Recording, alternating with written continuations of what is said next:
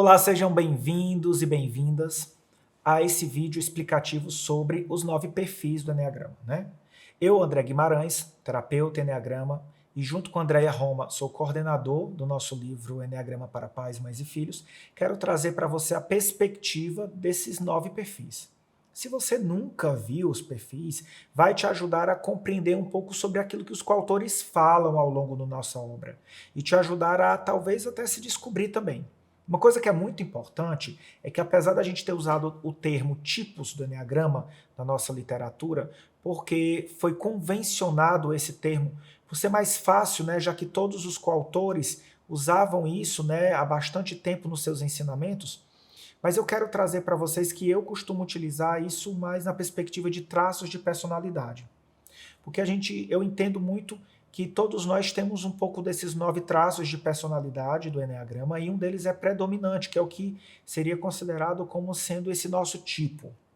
Então, todas as vezes que você vê ao longo da obra algum dos coautores dizendo tipo 1, tipo 2, tipo 3, tipo 4, não pare para pensar que você está preso apenas a esse perfil. O Eneagrama ele não te limita, o Eneagrama ele te possibilita. Então, quando os coautores mencionam o tipo 1, o tipo 2, eles estão querendo dizer qual é o traço de personalidade que é predominante em você. Você vai ter um pouquinho de cada um dos outros traços, sendo que esse é o predominante. E aí a gente vai adotar como sendo o nosso tipo de personalidade. Então, isso é a principal coisa. A segunda coisa é, nós não mudamos de tipo ao longo da nossa vida. Por quê? Porque eu sempre digo que para mudar algo, precisa algo ser melhor do que o outro e fazer sentido essa mudança. Todos os tipos são igualmente bons e desafiantes. Eles têm suas vantagens e desvantagens na nossa vida. E cada um de nós é convidado a ir integrando os outros traços de personalidade, os outros tipos dentro da gente, para que a gente possa evoluir e sair daquela prisão, daquele padrão, né? Daquilo que a gente considera como sendo o padrão descrito em livros da nossa personalidade. A gente ampliar a nossa consciência. E nesse vídeo eu vou descrever um pouquinho de cada um desses tipos para você. Então, o primeiro, que é o 1, são pessoas que são muito mais voltadas na busca da qualidade em tudo que faz. Isso acontece porque muitas pessoas desse perfil, eles relatam que na infância foram muito cobrados sem recompensa. Era uma grande busca por ser exemplo. Mesmo que eles não quisessem, às vezes isso era imposto, seja porque o pai ou a mãe fazia determinadas comparações com os outros irmãos, dizendo seja como seu irmão, seja como sua irmã. Ou simplesmente eles percebiam que havia muitas regras. E aí essa pessoa vai internalizando a necessidade de cumprir com suas obrigações antes de qualquer coisa. Nessas pessoas, o que vai acontecer? A presença do crítico interno vai ser mais forte do que qualquer outro traço de personalidade. E esse crítico ele vai vir com um tom de julgamento moral, um julgamento do que é certo e errado, o tempo todo sobre os próprios comportamentos da pessoa e também sobre o que as outras pessoas fazem ou deixam de fazer. É por causa desse crítico tão presente que faz com que essas pessoas tenham dificuldade, muitas vezes, de relaxar, de se permitir experimentar coisas novas, de ficar no ócio criativo, de entregar-se a um momento de prazer, de simplesmente sair numa sexta-feira para um happy hour, de aproveitar uma praia no domingo, de ficar sem fazer nada durante o final de semana. Porque sempre tem a ideia de que existem muitas obrigações e que não fazer essas obrigações parece tão estressante que é melhor sacrificar o prazer do que ter que lidar com o estresse de depois não ter feito as obrigações. Isso traz uma espécie de inflexibilidade, enrijecimento para essas pessoas. Enrijecimento na maneira de fazer as coisas, ou seja, na mente, enrijecimento no coração, de que quando enxerga outras pessoas fazendo aquilo que eles não consideram como certo, algo difícil de aceitar, existe ali uma certa até falta de empatia, quando eles dizem, você está fazendo errado, não tem por que eu ser compatível com isso. Estou te dizendo certo, se você não quer fazer, pronto, é um problema seu. E enrijecimento do corpo. Dores que podem aparecer nas costas, nos ombros, o bruxismo, travamento de mandíbula, enxaquecas e até gastrite. É esse enrijecimento que traz muito prejuízo para essas pessoas. Agora, existem muitas coisas boas nesse tipo de personalidade. Existe a possibilidade de você olhar para o mundo e tentar ver a melhor maneira de fazer as coisas e motivar as pessoas através do seu exemplo. Motivar as pessoas também olhando para o mundo e entendendo que a gente sempre pode dar o nosso melhor. Eu sei que existe uma intenção genuína por trás dessas pessoas de fazer com que as coisas fluam bem e que para que as coisas possam fluir bem para todo mundo, é só cada um fazer a sua parte. É só cada um dar o seu melhor. Se todo mundo fizer a sua parte, naturalmente não vai haver estresse. E elas são pessoas que trazem um grande senso de planejamento, de equipe, de organização e que se tornam pessoas muito produtivas no trabalho. Isso é muito legal, porque faz também com que elas sejam exemplos a serem seguidos. Porque as pessoas desse perfil, elas podem até cobrar, mas elas cobram em cima daquilo que elas fazem antes. Então, elas se tornam referências, às vezes até moral, de comportamento, de como a gente pode se inspirar a dar o nosso melhor a cada dia.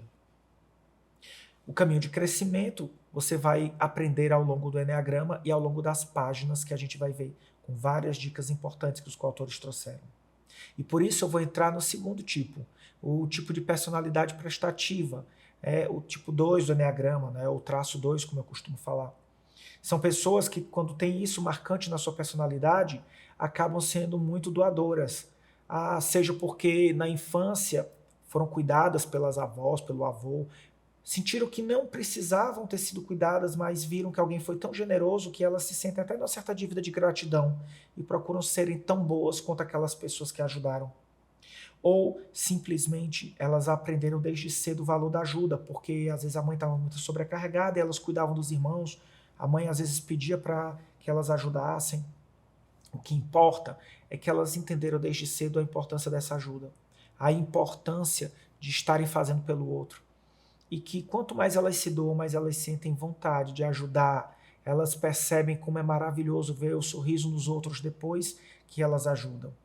Só que por trás disso também pode haver uma necessidade de reconhecimento, uma grande busca de ser valorizado pelo que fez. E quando as pessoas não reconhecem, seja mesmo que seja só com um tapinha nas costas ou um valeu, existe aquele pensamento de dizer, nossa, como fulano é ingrato, né? Como fulano às vezes não valoriza o esforço que a gente faz, não reconhece o sacrifício que foi feito. Mas como é que elas vão reconhecer se as pessoas do tipo 2 não demonstram que aquilo foi um sacrifício? Elas costumam fazer parecer que as coisas foram muito fluidas, naturais, que não exigiu muito esforço, que foi tudo muito genuíno. E não estou dizendo que em parte não seja, mas em outra parte existe uma expectativa. E essa expectativa é que cega as pessoas do tipo 2. Por quê? Porque elas sacrificam muito mais do que podem, tempo, energia e até o próprio dinheiro. E aí elas deixam a desejar na própria vida. Elas fazem muito pelos outros e deixam a sua vida para um segundo plano.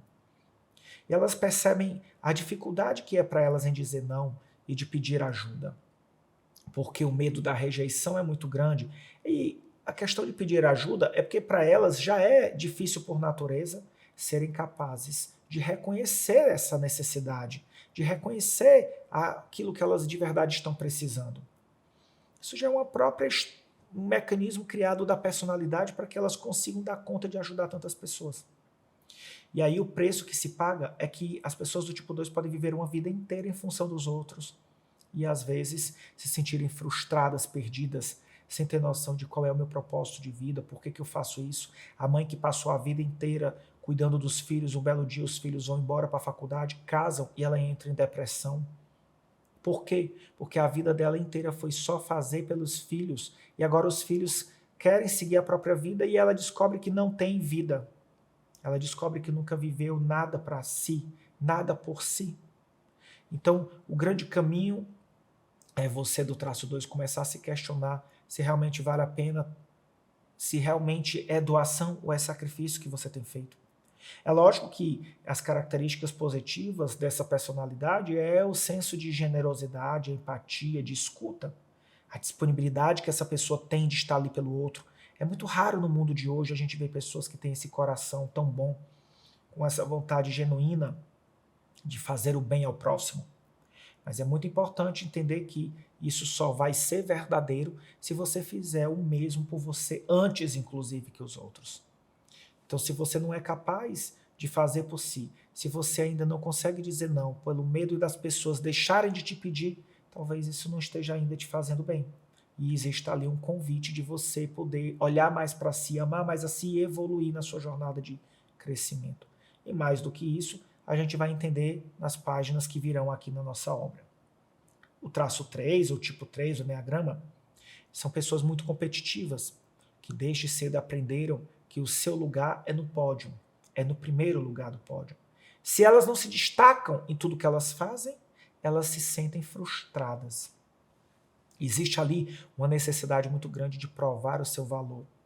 Seja sendo uma pessoa que tem um comportamento correto, seja sendo uma pessoa que alcança metas, resultados. E acima de tudo, as pessoas desse traço buscam ter resultado. E o resultado está muito vinculado a ganhos financeiros, a uma aparência que corresponda à expectativa dos outros, a que seria o padrão ideal de uma pessoa bem-sucedida. Então, as pessoas do traço 3 vão se adaptando para entrar nessa roupa que eles consideram que é a roupa adequada para o baile da vida. E como eles precisam estar adequados para não serem rejeitados, eles vão vendo o que precisam fazer para conseguirem caber nesta roupa, caber e se sentirem parte deste grande baile. É muito comum você ver que as pessoas desse traço têm ali um desafio, né? Principalmente os do sexo masculino, a terem uma dificuldade em lidar com a figura paterna, que muitas vezes não se tornou uma referência para eles, como eles gostariam, e as meninas, né, as pessoas do sexo feminino, se darem uma certa dificuldade em lidar com a figura materna, com a mãe, porque muitas vezes era a pessoa que mais cobrava, que havia uma competição. A gente vai entender que isso gera um impacto muito grande, porque é para essas pessoas que o 3 fica tentando provar o seu valor a vida inteira. Como se dissesse, eu vou ter sucesso onde essas figuras falharam. Onde meu pai falhou, onde minha mãe falhou. E dessa maneira eu tento tornar todos os dias a minha melhor versão. Só que isso tem um preço muito alto, né? Um preço de muitas vezes perder a própria identidade, de trabalhar tanto que sacrifica todas as outras áreas da vida em prol da vida profissional. E chega uma hora que a pessoa do traço 3 já não sabe mais quem é ela e quem é o profissional que ela representa. Agora, lógico que essa personalidade também tem muitas coisas boas. O dinamismo, a energia, a proatividade, a liderança, a visão de negócios e a capacidade de se reinventar. São características fantásticas que o tipo 3 manifesta e que nos inspira também a trazer isso na nossa vida, no nosso dia a dia. O 3 ele tem sempre a esperança de que se ainda não chegou lá, ele vai conseguir dar a volta por cima e vai conseguir chegar onde realmente ele merece estar, como uma pessoa digna de merecimento. Então, eles buscam a sua melhor versão. Então, que você possa aprender com eles também, buscar a melhor versão. E se você é uma pessoa desse perfil, lembre-se que o caminho do coração, dos sentimentos, do amor, é o caminho principal para ser seguido.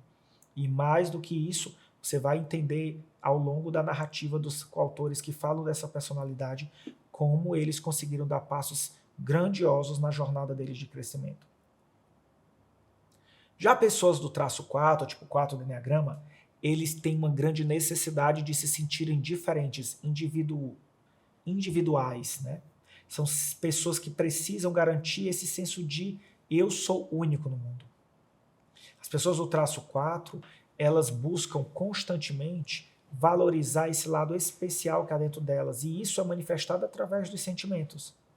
Eu me percebo como uma pessoa tão diferente que é difícil acreditar que outras pessoas sintam o que eu sinto ou compreendam o que eu sinto.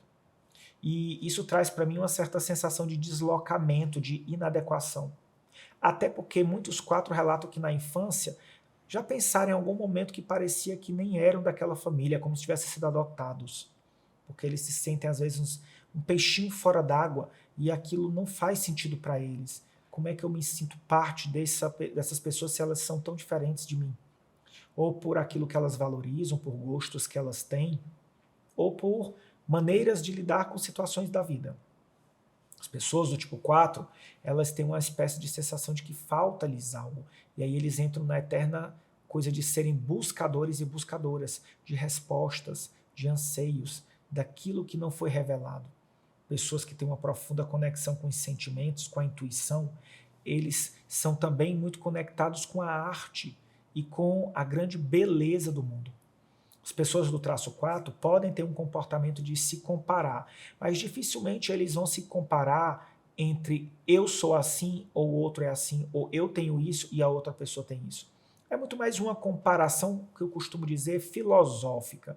É como se eu comparasse o meu estado emocional com o estado do outro, de dizer por que, que as pessoas conseguem ser felizes com tão pouco.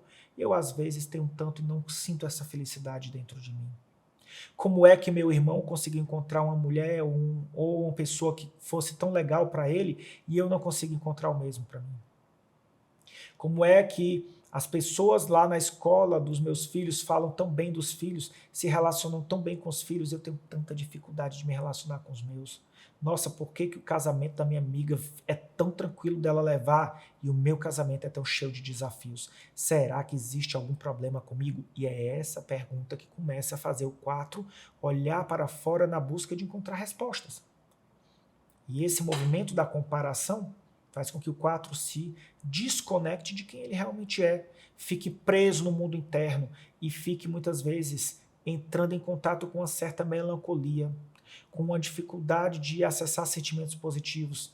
E por mais que o 4 seja muito alegrinho, ele sempre tem um tempo que ele se isola, ele precisa desse tempo de recarregar, de sentar, chorar, de viver, de relembrar do passado, ou mesmo de deixar as emoções virem à tona. Sejam elas emoções positivas ou não, mas o 4 ele precisa sentir, ele tem que estar sentindo algo. Existe muita coisa positiva no 4, afinal de contas é o traço mais criativo dos 9. Existe uma conexão muito linda com a arte, uma espontaneidade, uma capacidade de olhar para a vida e ver a beleza de cada momento. São verdadeiros românticos do Eneagrama, pessoas que lembram às outras pessoas a importância de amar, o senso de paixão, de valorizar a companhia de outra pessoa.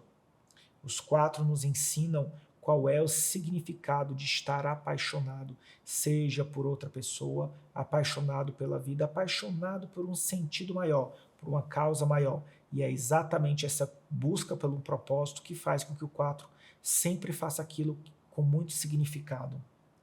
Então, se você é desse perfil, dá uma olhada aqui no livro que os coautores descreveram muito bem o traço 4 e vai ajudar você a entender também isso. E no mais, eu te convido a ir entendendo um pouco mais dos outros traços também que eu vou descrevendo à frente. Bom, eu vou falar aqui do traço 5. O traço 5 é uma pessoa extremamente racional, extremamente analítica, extremamente observadora.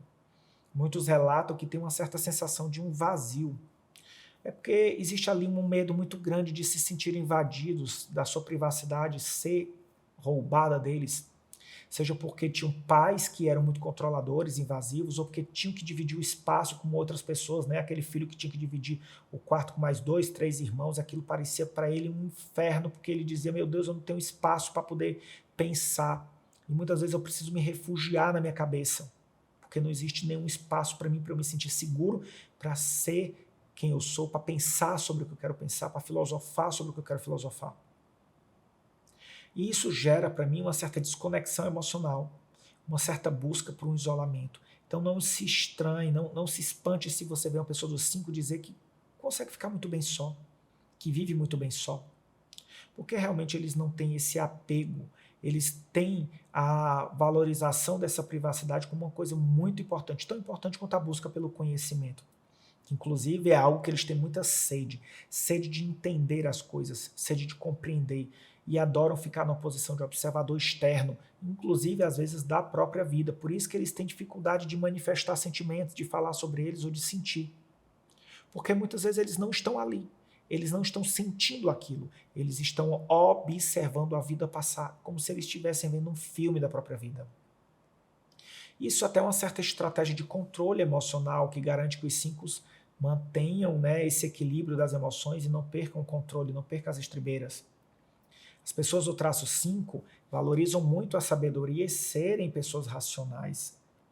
A gente vai ver que tem muitas coisas boas no traço 5, como essa parte analítica, como a capacidade de ter bom senso, de pensar com a cabeça fria em momentos de dificuldade. As pessoas do traço 5 são pessoas que têm uma capacidade de ver a vida de forma sistêmica, entendendo a correlação entre cada coisa, né? E dessa maneira perceber qual é a melhor maneira de agir diante da vida. são cirúrgicos na hora de agir e resolver as questões que eles percebem como desafiantes. Então, as pessoas do traço 5 nos ensinam também a nós entendermos a importância do tempo, a valorizar o nosso tempo como algo precioso, a sermos capazes de olhar também para a vida e entender como é importante o tempo que o outro dedica para a gente não perder tempo com besteira, fazer desse tempo o mais prazeroso e importante possível. E as pessoas do traço 5 nos ajudam a entender a importância de estarmos sempre aprendendo, de olharmos para a vida de uma maneira racional, de tirarmos um pouco essa ideia de que tudo é com a gente ou sobre a gente. Não, eu posso olhar para a vida e entender qual é o aprendizado que eu tenho daquilo, o que aquilo realmente tem a ver comigo, o que aquilo não tem a ver comigo. Então você como 5, ou se você conhece a pessoa 5, saiba que a intenção genuína é apenas viver a vida da melhor maneira possível, aprendendo, valorizando o tempo, cada minuto e sendo uma pessoa centrada. Então é isso que as pessoas do traço 5 buscam e que as pessoas também vão falar isso ao longo do livro e vão aprofundar e vão trazer várias dicas importantes. Já as pessoas do traço 6, ou tipo 6 do Eneagrama, são pessoas que relatam que às vezes na infância viveram situações ou de terem passado por agressões, ou sido castigadas, ou terem presenciado algo, ou viverem em ambientes tensos, né? As pessoas do traço 6, elas perdem um pouco o senso de confiança. Elas não sentem que conseguem dar conta da vida. É como se houvesse sempre uma espécie de pensamento do e se? E se eu assumir aquela vaga e não der certo? E se eu for para a praia e não tiver onde estacionar, e não tiver onde... não tiver legal a praia e eu gastei todo aquele tempo para chegar lá? E se aquilo que eu disse prejudicar outra pessoa, então é melhor não dizer? Então é sempre muitos pensamentos de dúvidas, são muitos pensamentos que geram uma certa insegurança, uma certa timidez, uma certa dificuldade de se colocar no mundo. As pessoas do tipo 6, eles são pessoas que precisam de apoio, eles buscam nisso nessas pessoas chaves, que às vezes a gente pode apelidar como sendo as muletas do tipo 6.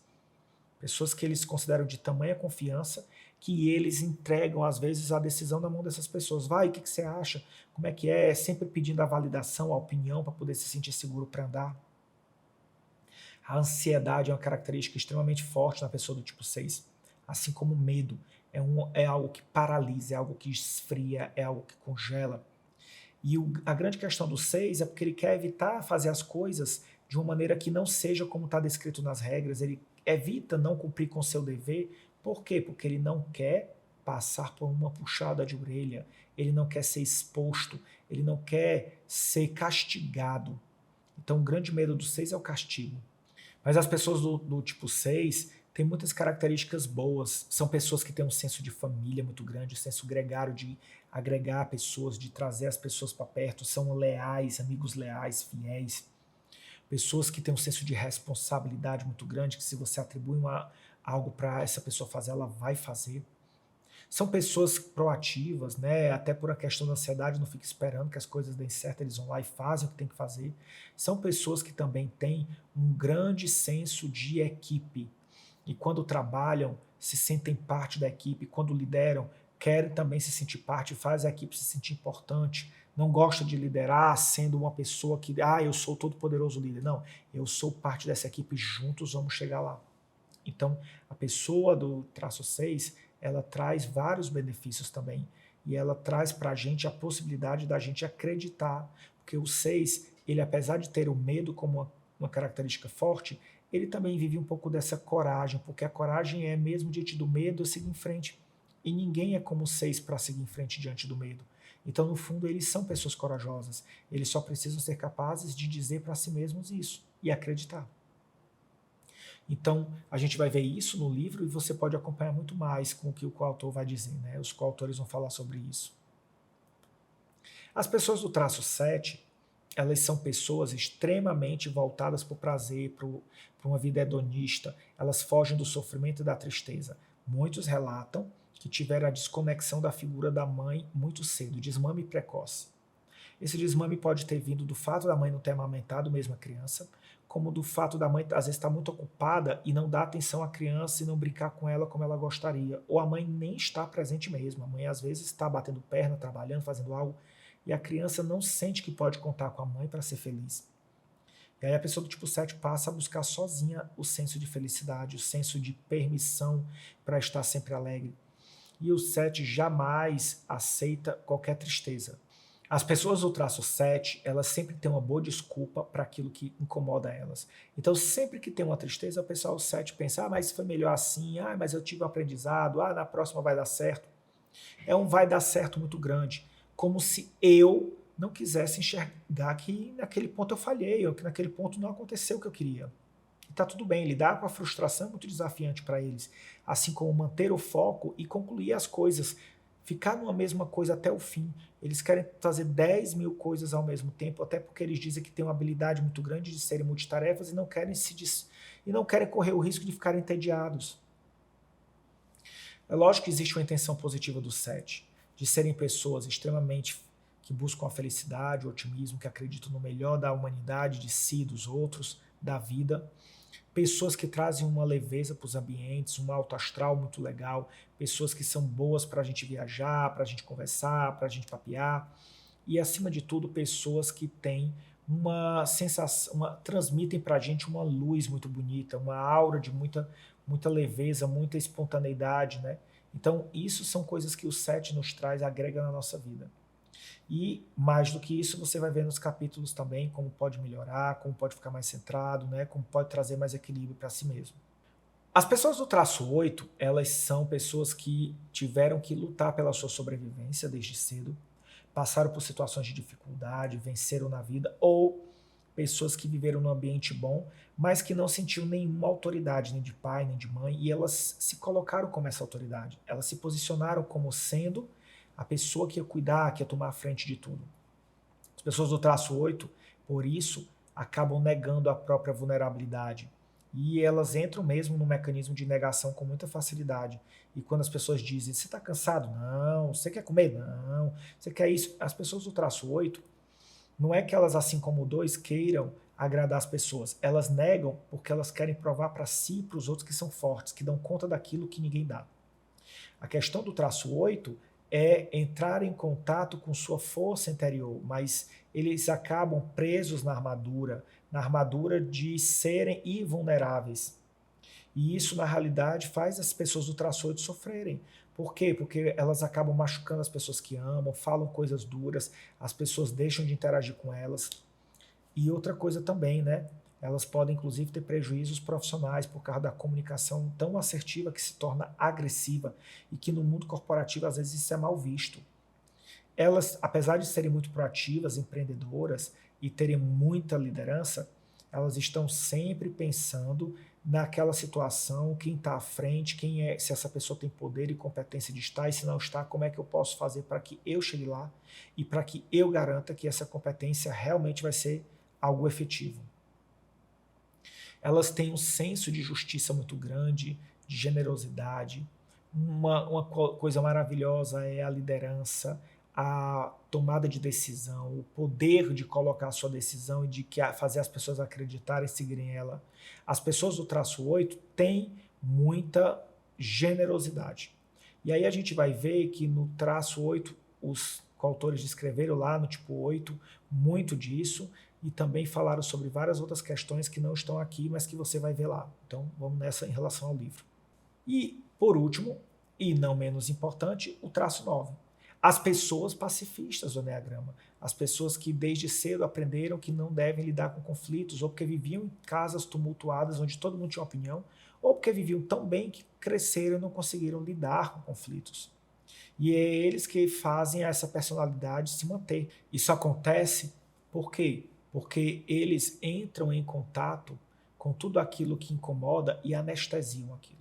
E eles anestesiam fazendo o quê? Colocando coisas melhores para poder fazer. Eu vou jogar bola, eu vou jogar videogame, eu vou conversar até mais tarde com minha amiga no celular. Aquela conversa que era para ter tido há um mês, não fiz, vou ter hoje. Então isso traz para o 9 uma dispersão, um desequilíbrio.